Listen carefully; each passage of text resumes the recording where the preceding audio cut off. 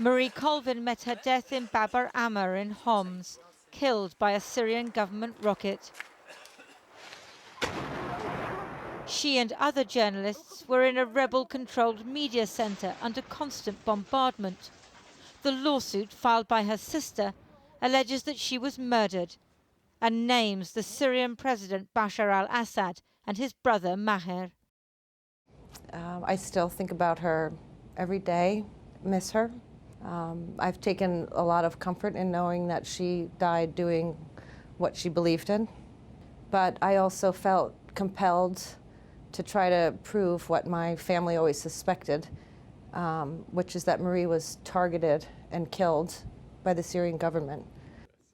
For 4 years, US lawyers have been preparing to sue the Syrian government under a law that allows the prosecution of governments deemed to be sponsors of terrorism where a US citizen has been killed.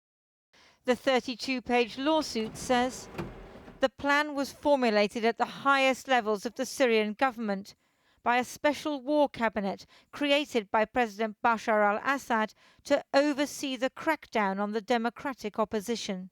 Our evidence shows that this was a methodically planned attack. She was targeted, her broadcasts were intercepted, she and other journalists were tracked by a web of informants. And all of this occurred not as an isolated incident, but as part of a policy of targeting journalists. I'm at ground zero and I'm seeing what is being hit. Civilian buildings are being hit. An absolute ferocious shelling this morning. The night before she was killed, Marie Colvin spoke by Skype on satellite phone to Channel 4 News. Very heavy shells. Several buildings have collapsed. The complaint says the location identified by Intercept was confirmed to the Homs Military Security Committee by a female informant who had been with the journalists. When they got our location, they stayed on it. They kept dropping rockets into it. After I was hit and Marie was hit, I was on the road, and then they started again, right on target. So, in my opinion, as someone, I spent 6 years in the artillery, it was, a very well-aimed, precise attack.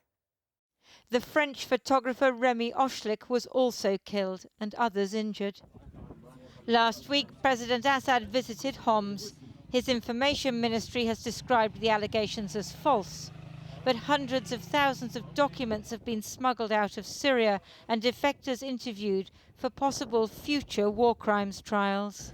We think that this is the first step, and if the past is any indication, this is just the beginning of a cascade of other cases that will follow. Babar Ammar is a peaceful ruin now, but atrocities continue in Syria and the reckoning is still to come.